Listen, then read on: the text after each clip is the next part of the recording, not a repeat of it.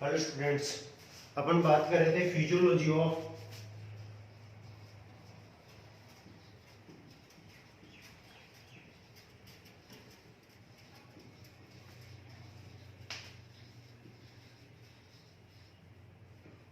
Regulations. Physiology of osmo regulation की अपन बात कर रहे थे, तो इसमें अपन ने देखा था कि एनिमल, चाहे वो एक्वाटिक हो चाहे टेरेस्ट्रियल, अपने बॉडी के अंदर साल्ट और पानी की मात्रा को बनाए रखने के लिए कुछ ना कुछ अपने एडेप्टेशंस के अंदर चेंजेस करता है। तो सबसे पहले अपन बात करते हैं कि अपने यूनिवर्सल के अंदर, अपने संसार के अंदर जो एनिमल्स होते हैं उनके आवास अलग अलग होते हैं, और वो हैबिटाट किस प्रकार के हो सकते हैं। उनके अलग अलग हैबिटाट के अंदर अलग अलग एनिमल पाए जाते हैं। हैबिटाट की अपन बात करें तो करते हैं तो एरियल होता है, एक्वाटिक होता है और टेरेस्ट्रियल होता है। वायवीय, जलीय और स्थलीय एनिमल पाए जाते हैं। अब अपन बात करते हैं एरियल, तो हवा में रहने के लिए, हवा में रहने वाले एनिमल, तो हवा में रहने वाले एनिमल जो होते हैं वो सामान्यतः इन तीनों टाइप के होते हैं। एक्वाटिक एनिमल भी होते हैं जो हवा में कुछ समय के लिए रह सकते हैं, जैसे कि अपन बोनी फिश की बात करते हैं, तो बोनी फिश हवा के अंदर फ्लाई कर सकती है कुछ समय के लिए। टेरेस्ट्रियल एनिमल के अंदर जैसे भी एवीज की बात करते हैं या अपन कुछ इंसेक्ट्स की बात करते हैं, तो इंसेक्ट्स क्या होते हैं, वो एरियल हवा के अंदर भी जीवित रहते हैं और अपना हवा के अंदर भी सर्वाइवल करते हैं। और एक्वाटिक की बात करते हैं तो एक्वाटिक के अंदर सामान्यतः दो प्रकार के एनिमल अपन को देखने को मिलता है। एक तो होता है फ्रेश वाटर एनिमल,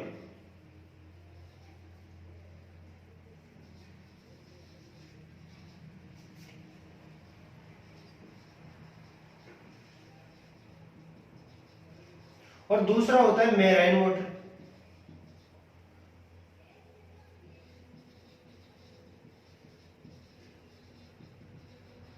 जिसे अपन सामान्यतः क्या कहते हैं, सी वाटर एनिमल।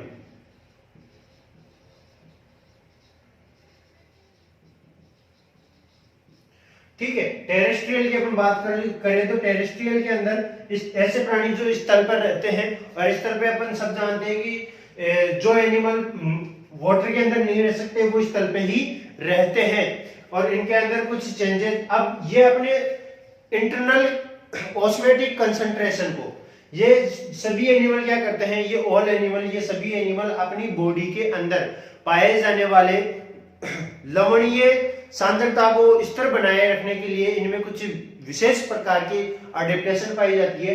तो इनके internal osmotic concentration, internal osmotic concentration को ये स्टेबल बनाए रखने के लिए, इसको स्टेबल बनाए रखने के लिए इनमें क्या पाई जाती है, को स्तर बनाए रखने के लिए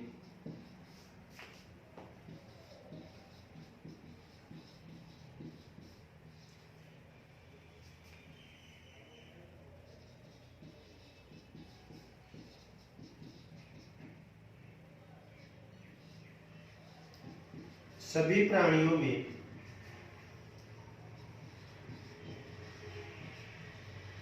विभिन्न प्रकार के या विभिन्न प्रकार के अनुकूलन पाए जाते हैं।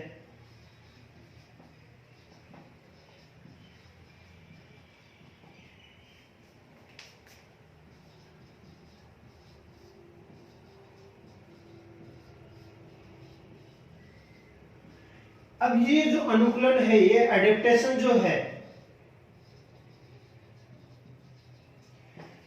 इन एडेप्टेशंस के अंदर ये क्या करते हैं, चेंजेस करते हैं। चेंजेस किस प्रकार से, जैसे कि इनके अंदर कुछ पारगम्य झिल्लियां होती है जो क्या करती है, ऑस्मेटिक रेगुलेशन शो करती है, और ऑस्मेटिक रेगुलेशन शो होने के बाद इन एनिमल्स के अंदर साल्ट की मात्रा बाहर की मात्रा के बराबर हो जाती है। तो ये उन पारगम्य झिल्ली को अपारगम्य झिल्ली के अंदर चेंजेस कर देते हैं। अब स्तर बनाए रखने के लिए इनके अंदर विभिन्न प्रकार के अनुकूलन पाए जाते हैं। तो इन अडेप्टेशन की अपन बात करें तो ये पारगम्य झिल्ली की अपन बात कर रहे हैं तो ये क्या कर देता है, उसको अपारगम्य के अंदर चेंज कर देता है, जिससे इसका ऑस्मो रेगुलेशंस होने के बाद में द्रव्यों का प्रभाव होना रुक जाता है। ठीक है। साथ ही ये जैसे कि अपन बात करें एक्वाटिक एनिमल होता है और इनके अंदर अगर वाटर लॉस हो रहा है तो ये एक्सटर्नल एक्वाटिक एनवायरनमेंट से क्या करते हैं, वाटर एब्जॉर्ब करते हैं। तो इनमें इस प्रकार से ये अपनी बॉडी के अंदर होने वाले वाटर लॉस को रोक लेते हैं। और साथ ही अपन टेरेस्ट्रियल एनिमल की बात करें तो टेरेस्ट्रियल एनिमल के अंदर भी कुछ विशेष प्रकार के एडेप्टेशंस पाए जाते हैं जो इनके ऑस्मो रेगुलेशंस को शो करते हैं। जैसे अपन बात करें कि टेरेस्ट्रियल एनिमल है तो अगर उसमें वाटर लॉस होता है तो इस वाटर लॉस को रोकने के लिए सबसे पहले अपन जो अपनी बॉडी के अंदर वाटर की पूर्ति करते हैं वो कैसे करते हैं, या तो कुछ पेय पदार्थों के द्वारा, और साल्ट की बात करते हैं तो या तो अपन पेय पदार्थों के द्वारा साल्ट लेते हैं या फिर अपन फूड के साथ लेते हैं, वाटर के साथ या फूड के साथ अपन साल्ट का कंसंट्रेशन अपनी बॉडी में मेंटेन बनाए रखते हैं। अब इन साल्ट की कमी वापस ना हो जाए अपनी बॉडी में तो इसके लिए अपने विशेष प्रकार की, जैसे कि हम बात करते हैं किडनी, तो इस किडनी के अंदर चेंजेस करें तो किडनी की बात करते हैं तो ये साल्ट का क्या करती है, रीएब्जॉर्प्शन करती है।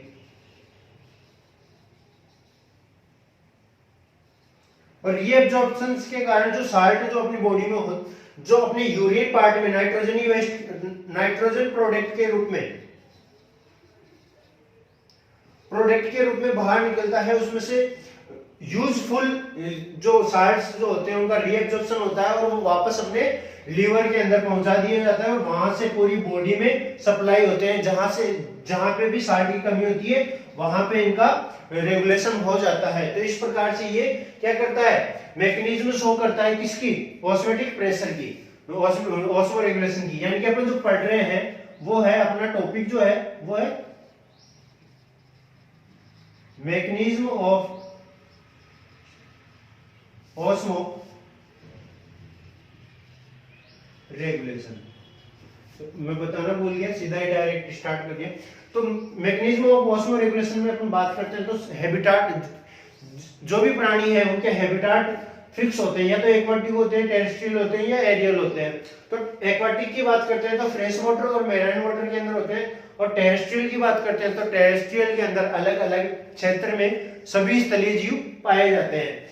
अब ये स्थलीय जीव और जीव या एक्वाटिक एनिमल ये क्या करते हैं, अपने इंटरनल ऑस्मोटिक प्रेशर को बैलेंस बनाए रखने के लिए इनमें विभिन्न प्रकार के अनुकूलन पाए जाते हैं और इन्हीं अनुकूलन में ये चेंजेस करते हैं। चेंजेस किस प्रकार से करते हैं कि अगर कोई पारगम्य झिल्ली होती है और उसमें से ऑस्मोटिक रेगुलेशन होता रहता है तो उस ऑस्मोटिक रेगुलेशंस को रोकने के लिए ये क्या कर देता है, इसको अपारगम्य के अंदर चेंज कर देता है। और अपारगम्य के लिए चेंज करने के लिए ये एक तो बाह्य स्केलेटन, बाह्य कंकाल का निर्माण करता है, जो किसका, जिसे अपन कह सके कि वो क्यूटिकल का हो सकता है,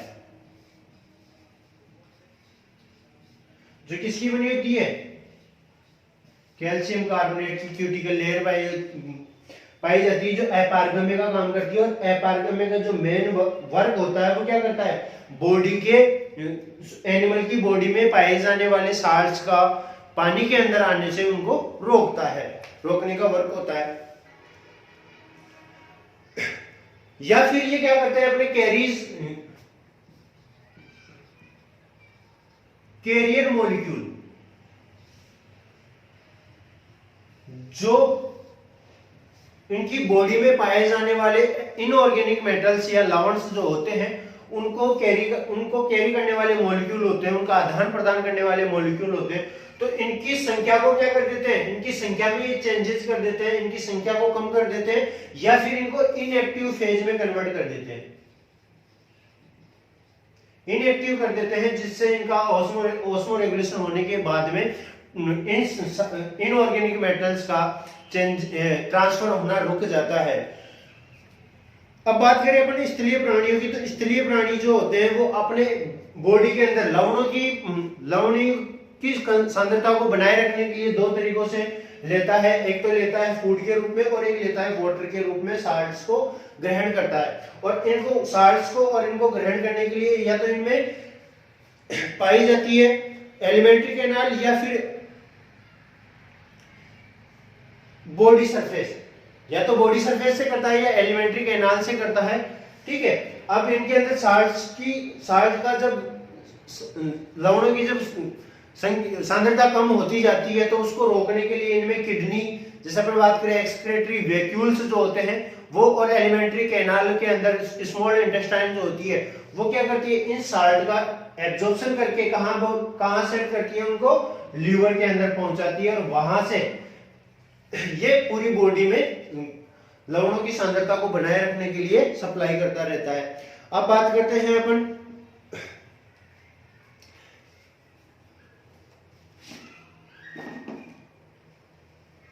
regulation in fresh water animal कि फ्रेश वाटर एनिमल्स के अंदर रेगुलेशन किस प्रकार से होता है।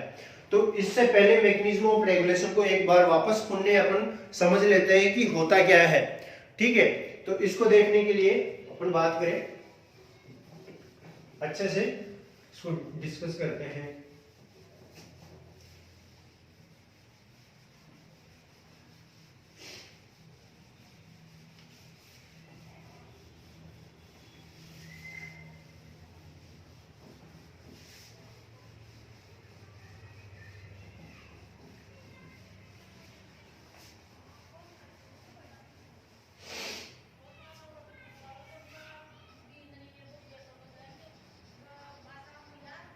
मैकेनिज्म ऑफ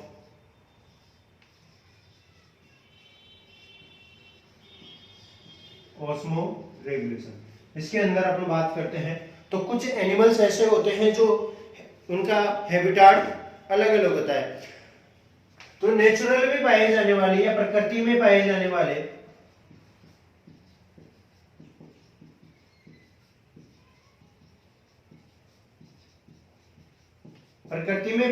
वाले एनिमल्स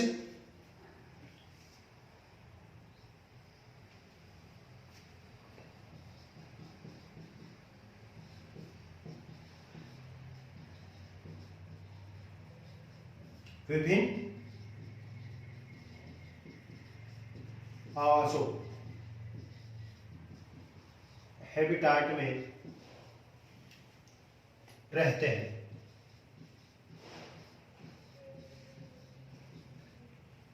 ठीक है, और ये हैबिटाट कौन कौन से हो सकते हैं,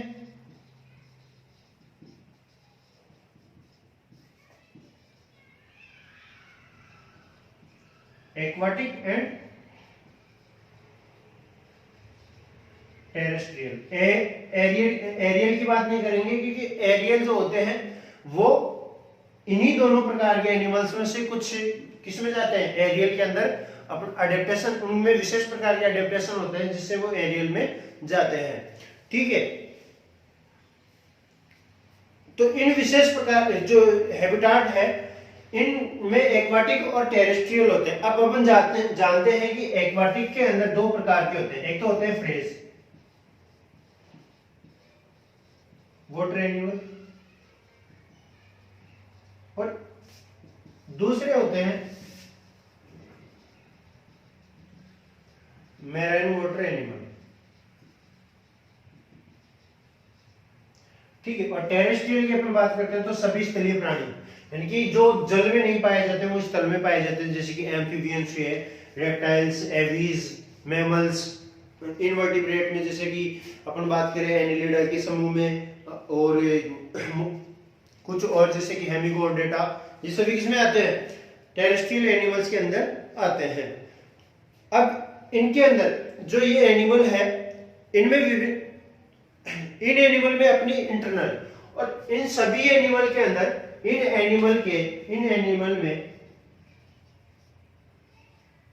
एनिमल या इन जंतुओं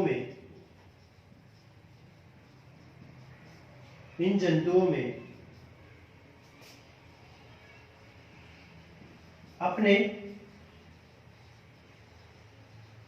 इंटरनल ऑस्मेटिक कंसंट्रेशन को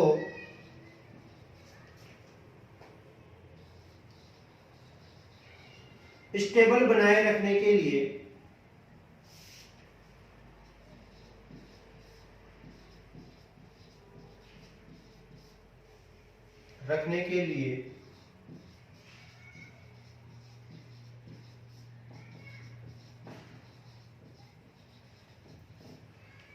विभिन्न प्रकार के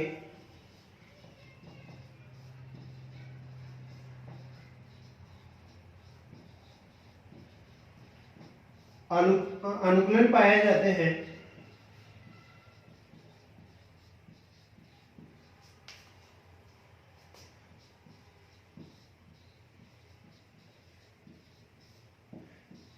जिनमें परिवर्तन करके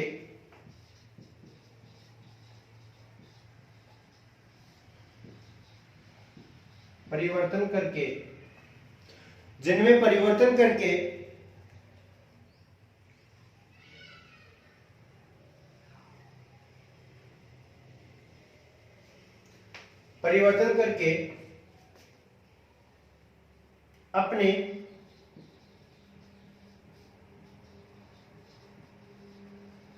इंटरनल ऑस्मेटिक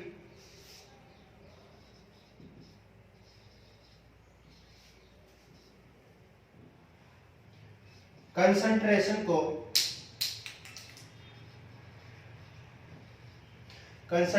को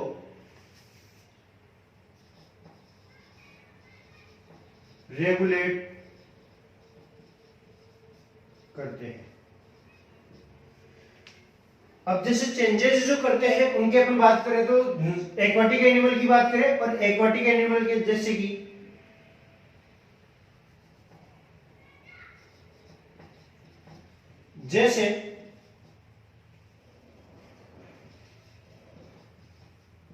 क्रस्टेशियन प्राणी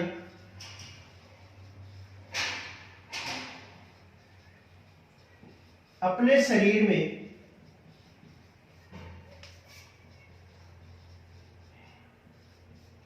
लवणों की सांद्रता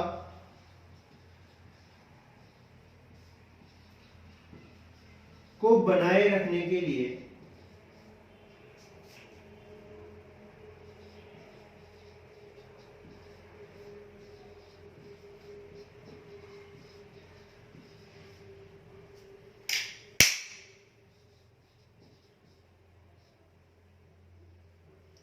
अपने शरीर पर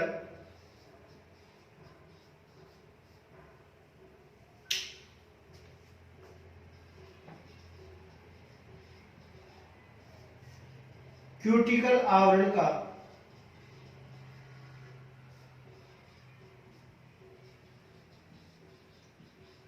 निर्माण करता है, जो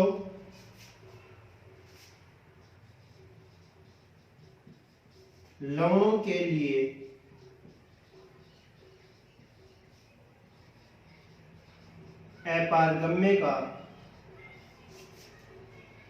अपारगम्य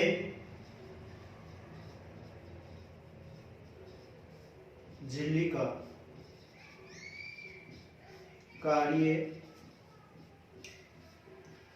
करता है। कौन? क्यूटिकल आवरण। ठीक है। इसी प्रकार अपन बात करें टेरेस्ट्रियल एनिमल के अंदर, तो टेरेस्ट्रियल एनिमल भी क्या करते हैं? टेरेस्ट्रियल एनिमल भी अपने अपने स्वयं को एनवायरनमेंट के अंदर सर्वाइवल करवाने के लिए ऑस्मो रेगुलेशन शो करते हैं। और ऑस्मो रेगुलेशन शो करने के लिए वो क्या करते हैं, भोजन और पानी के द्वारा लवणों को ग्रहण करते हैं और वहां से ग्रहण करके अपनी बॉडी के अंदर लवणों की सांद्रता को बनाए रखते हैं। इसी प्रकार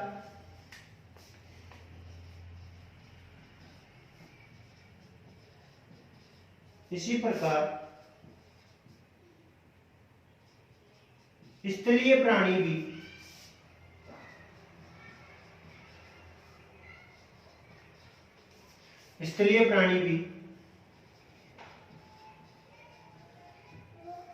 भोजन व जल के द्वारा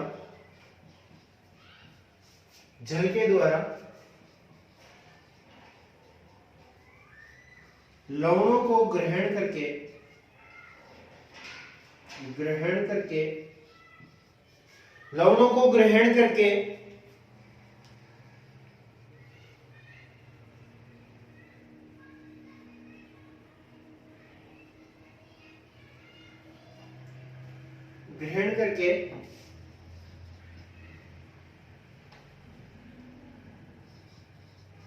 अपने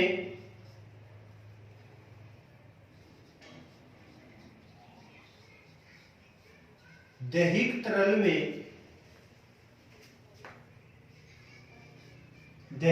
में लवणों की सांद्रता का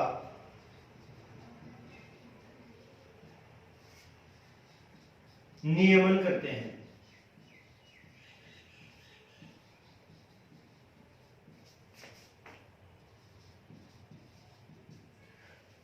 ठीक है, ये तो क्या हुआ कि ग्रहण करके अपना नियमन करते हैं, लेकिन साथ ही अब देखिए इन एनिमल्स में क्या होता है कि वाटर लॉस जल्दी होता है, क्योंकि ये एक्वाटिक नहीं है और टेरेस्ट्रियल है। तो टेरेस्ट्रियल में ये वर्क करते हैं, वर्क करने के कारण इनमें वाटर लॉस अधिक होता है।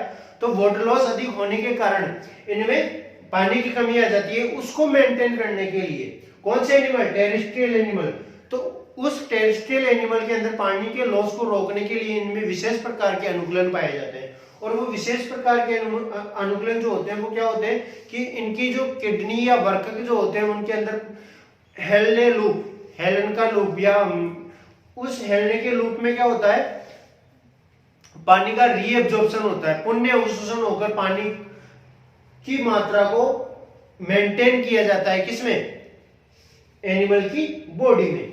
ठीक है,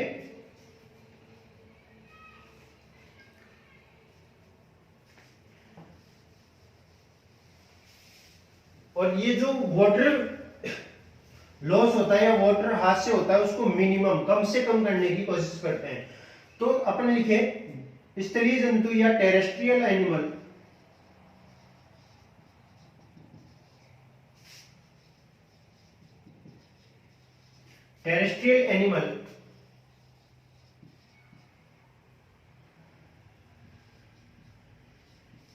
अपनी बॉडी से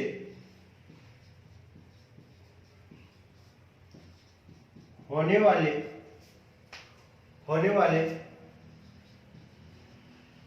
वाटर लॉस को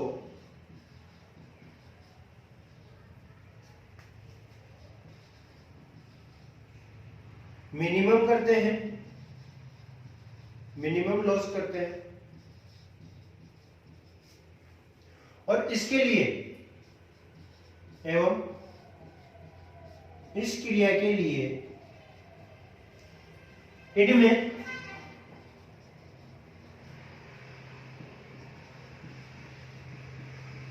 विशेष अडेप्टेशन पाए जाते हैं।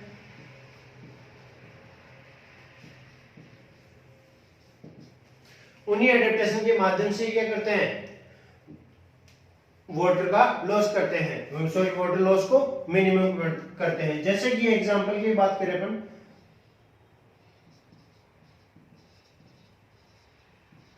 किडनी के द्वारा वाटर का पुनः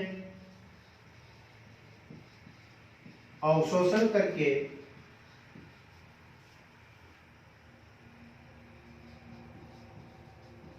होने वाली पानी की कमी को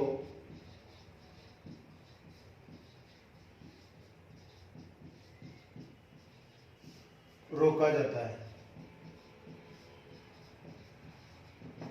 ठीक है, जो वाटर को पौने अवशोषण करते हैं तो उनकी बॉडी में जो पानी की कमी होती है उसको ये रोक लेते हैं, जिससे पानी की कमी नहीं हो पाती और समय समय पे पानी को ड्रिंक या पीकर उसका मेंटेन करते हैं। साथ में जब ये पानी ड्रिंक करते हैं तो पानी के अंदर जो सॉल्ट पाए जाते हैं वो इनके कोशिकाओं के अंदर उपस्थित साल्ट की मात्रा को या साल्ट की कंसंट्रेशन को बैलेंस करते हैं। अब बात करते हैं अपन osmoregulation in fresh water animal. तो ऑस्मो रेगुलेशन अपन बात करें फ्रेश वाटर एनिमल के अंदर होता है, तो अपन ने देखा था आइसोटोनिक, हाइपोटोनिक और हाइपोटोनिक। उनमें से किस प्रकार का एनिमल होगा जो फ्रेश वाटर एनिमल में पाया जाता है? जो फ्रेश वाटर एनिमल के अंदर इंक्लूड किया गया है उनको, वो है हाइपोटोनिक एनिमल, यानी कि उनकी बॉडी के अंदर तो साल्ट अधिक होगी लेकिन वो जिस पानी में पाए जा रहे हैं उस पानी के अंदर साल्ट की मात्रा बहुत कम होती है, जिससे पानी लगातार उनकी बॉडी में निरंतर जाता रहता है और उनके लिए विशेष प्रकार के एडेप्टेशन पाए जाते हैं। जैसे कि अपन बात करें रसदानियां जो होती है, संकुचित रसदानियां इनके अंदर पाई जाती है। वो संकुचित रसदानियां क्या करती है? पानी को स्टोर करती है या एक्सक्रेटरी सिस्टम के द्वारा ये एक्सेस वाटर को बाहर एग्जिट करने का वर्क करते हैं। तो अब अपना अगला टॉपिक है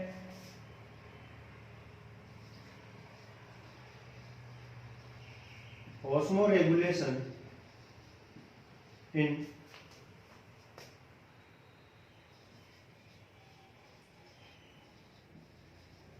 fresh water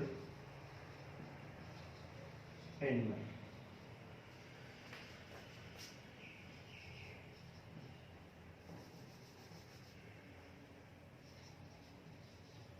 सभी इनवर्टिब्रेट, सभी जलीय, सभी एक्वाटिक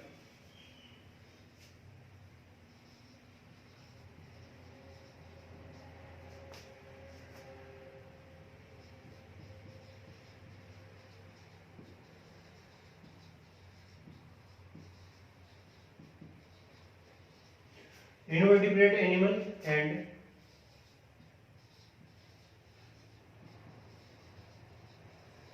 vertebrate animal जो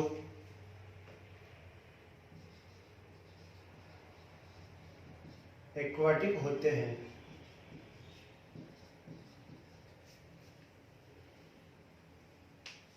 ये हाइपोटोनिक एनिमल होते हैं जो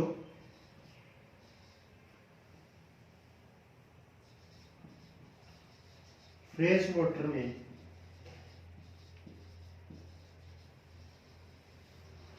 प्रेजेंट होते हैं।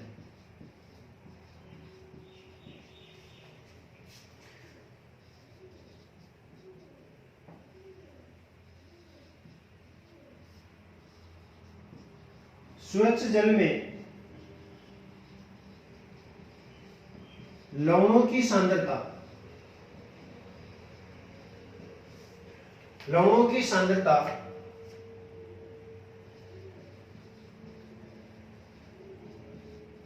समुद्री जल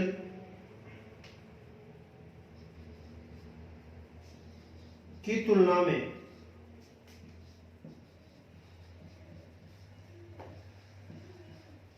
1/1000वां भाग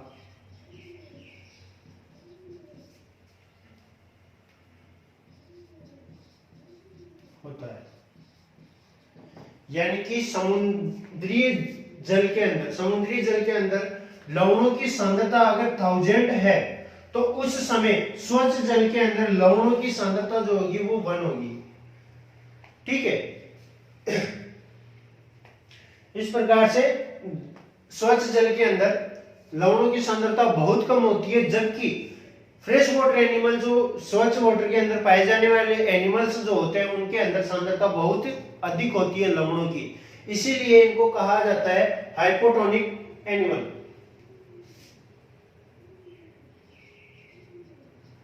हाइपोटोनिक एनिमल।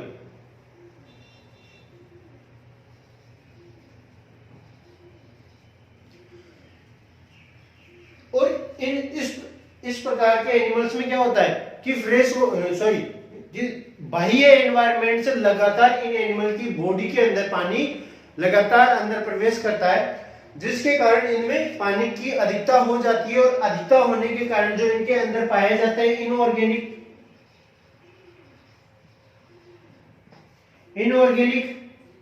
एलिमेंट जो पाए जाते हैं या इनऑर्गेनिक साल्ट जो इनमें प्रेजेंट होते हैं, वो क्या होते हैं पानी के अंदर बाह्य एनवायरनमेंट के अंदर आ जाते हैं। और बाह्य एनवायरनमेंट में आने से इन इनऑर्गेनिक मेटल्स का, जैसे कि अपन बात करें sodium, magnesium, phosphorus, chlorine, calcium, ये सभी क्या होते हैं कि वाटर के अंदर आना स्टार्ट हो जाते हैं। और लगातार इनका बाह्य एनवायरनमेंट में आने से जो एनिमल के अंदर जितना भी साल्ट होता है वो किसमें आ जाता है, इनऑर्गेनिक और ऑर्गेनिक सभी पूरा का पूरा साल्ट किसमें आ जाता है, वाटर के अंदर आ जाता है, जिसके कारण इसके अंदर एक रोग उत्पन्न हो जाता है जिसे कहा जाता है हीमोडाइल्यूशन।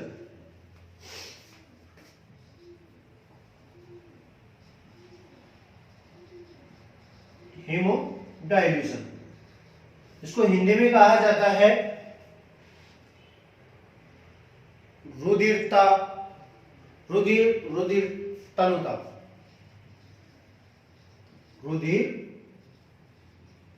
तनुता। ठीक है। हीमोडाइल्यूशन,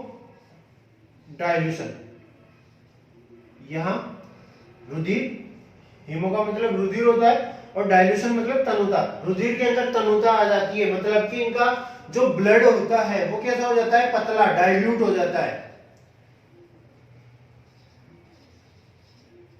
डाइल्यूट होने के कारण इनमें सर्कुलेशन सिस्टम बिगड़ जाता है इनका, और इनके कारण इनकी डेथ हो जाती है। इसीलिए इस समस्या से निपटने के लिए इनके अंदर कुछ एडेप्टेशन पाए जाते हैं, और वो इन एडेप्टेशन के अंदर इंक्लूड किया है कॉन्ट्रैक्टाइल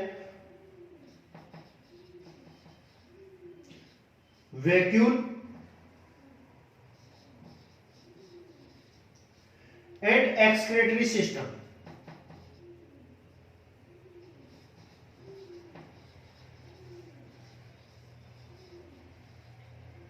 जिसके माध्यम से कॉन्ट्रैक्टाइल वैक्यूल के माध्यम से तो ये वाटर को स्टोर करती है, और एक्सक्रीटरी सिस्टम के माध्यम से एक्सेस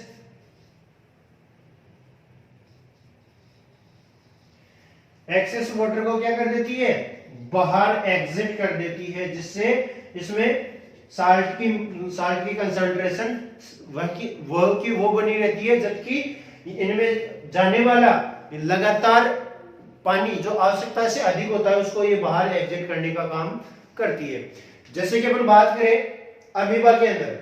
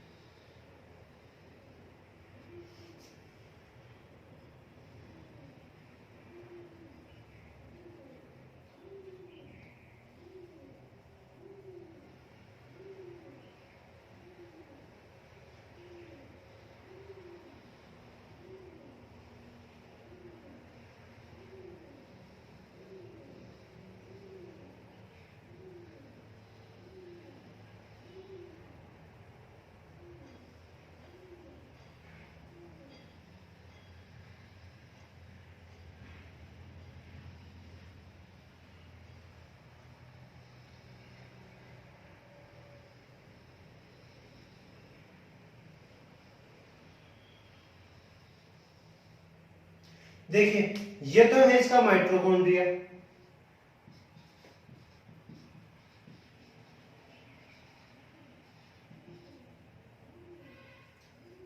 और आपको ये जो वैक्यूल्स दिख रहे हैं ये छोटे छोटे, ये है small vesicles,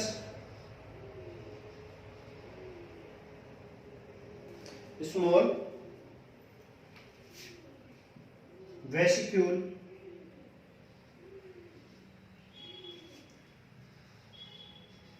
एप्टी,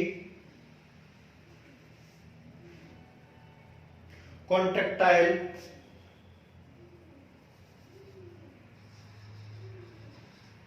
small vesicles, empty, contractile, vacuole. यह है इसका कॉन्ट्रैक्टाइल वैक्यूल,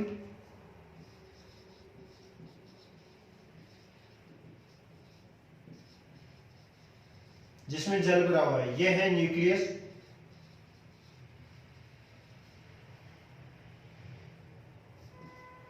यह है इसका प्लाज्मोलिमा,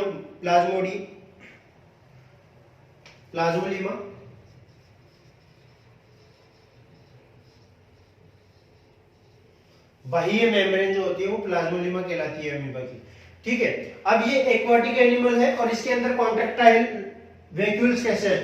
फ्रेश वाटर एनिमल की अपन बात कर रहे हैं, तो फ्रेश वाटर एनिमल के अंदर ये अमीबा किस प्रकार से एक्स्ट्रा वाटर को कैरी करता है? तो ये इसमें स्मॉल वेसिलस हिप्टी यानी कि खाली कॉन्ट्रैक्टाइल वैक्यूल प्रेजेंट है। जब इसके अंदर वाटर प्रवेश करता है इसकी सरफेस से, अपन जानते हैं कि एक्वाटिक एनिमल है और इसकी सरफेस के द्वारा ही इसमें वाटर प्रवेश करता है।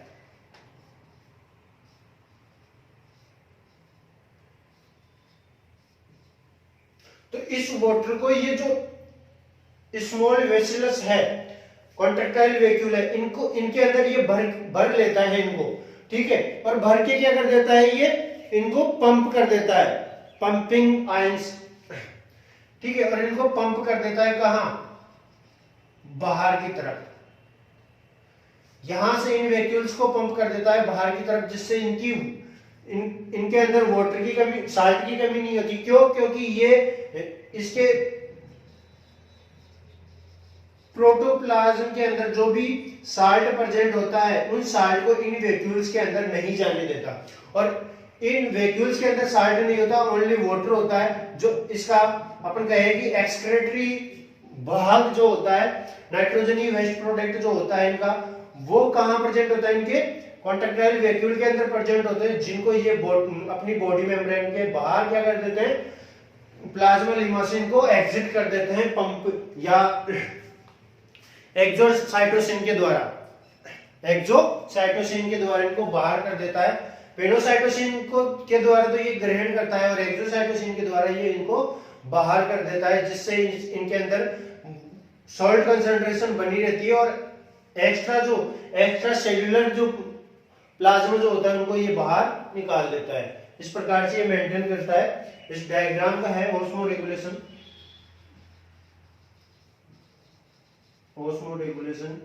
इन अमीबा बाय कॉन्ट्रैक्टाइल वैक्यूल।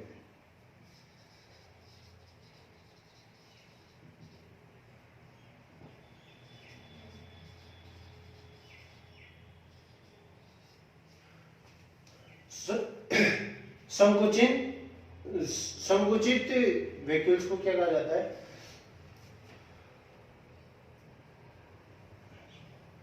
हाँ, कॉन्ट्रैक्टाइल वैक्यूल द्वारा अमीबा में ऑस्मोरेगुलेशन या प्रासरण नियमन, इसको कॉन्ट्रैक्टाइल वैक्यूल्स को जो हिंदी में कहते हैं वो अभी मेरे को याद नहीं आ रहा।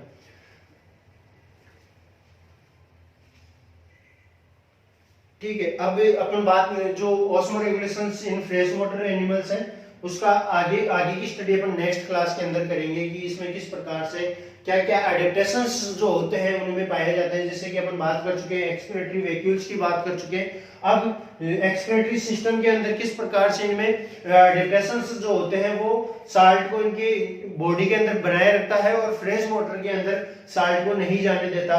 जो इनऑर्गेनिक कंपाउंड्स जो होते हैं उनको किस प्रकार से ये बॉडी में कैरी करने के लिए चेंजेस करती है अपने आप में, और वाटर को, एक्स्ट्रा वाटर को बाहर एग्जिट किस प्रकार से करती है, ये अपन डिस्कस करेंगे नेक्स्ट क्लास के अंदर।